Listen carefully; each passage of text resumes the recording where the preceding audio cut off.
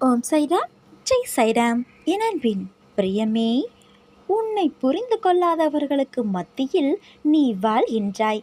அவர்கள் வெளியில் நடிப்பவர்களை உண்மை என நம்பும் மனிதர்கள். ஆனால் உண்மையான பாசமும் அன்பும் இருப்பவர் அதை ஒரு நாளும் வெளியில் காட்ட மாட்டார்கள்.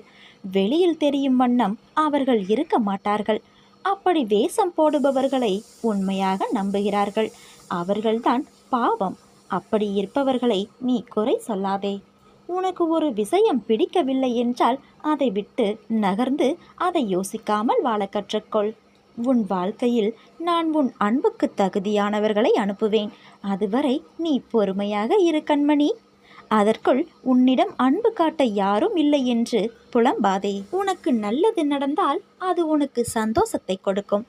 இதையே நீ மற்றவர்களுக்கு நல்லதாய் நினைத்துப்பார். உன் வாழ்க்கையே அழகாகும். உன் வாழ்க்கையே நிறைவடையும். வாழ்க்கையில் நிம்மதி காற்று வீசும். உன் அம்மாவாக அப்பாவாக என் மூச்சைப் போல உன்னை உயிராய் நினைத்து நான் காப்பேன். ஒருவரை நான் உங்கள் முன் வைத்திருப்பதும் அவர்களை செயல்பட வைப்பதும் ஏதோ ஒரு காரணத்திற்காக என்பதை நீ அறிந்து கொள்ள வேண்டும். காரண காரியங்கள் இல்லாமல் விளைவுகள் இல்லை. என் மீது நம்பிக்கை வை. அனைத்தையும் அறிந்தவன் நான். அனைத்தையும் செய்பவன் நான். செயலும் நானே, விளைவுகளும் நானே. என் அனுமதி இல்லாமல் ஒரு இலை கூட அசையாது என்கிற பொழுது எதற்காக நீ தேவையில்லாமல் வருத்தப்பட வேண்டும்? நீங்களே உங்களை விரோதியாக்கிக் கொள்வதற்கா உங்களை படைத்து காத்து உங்களை தேடி நான் வந்தேன்? நீங்கள் தான் செயல்படுகிறீர்கள். நான் செயல்படாதவன் என்று நினைக்கவே நினைக்காதே. மனதார யாரையும் சபிக்காதே. யாரை பற்றியும் குறையாய் சொல்லாதே. அப்போது நான் கொடுக்கும் ஆசீர்வாதங்களை நீ முழுமையாக அனுபவிப்பாய்.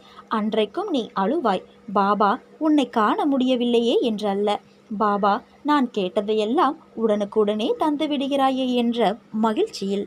கடைசி நொடியில் கூட நான் உனக்கு அற்புதம் செய்வேன். உன்னை சோதிப்பேனே தவிர ஒரு பொழுதும் கைவிட மாட்டேன். உன்னுடைய துன்பங்கள் எல்லாம் முடிவிற்கு வந்துவிட்டது.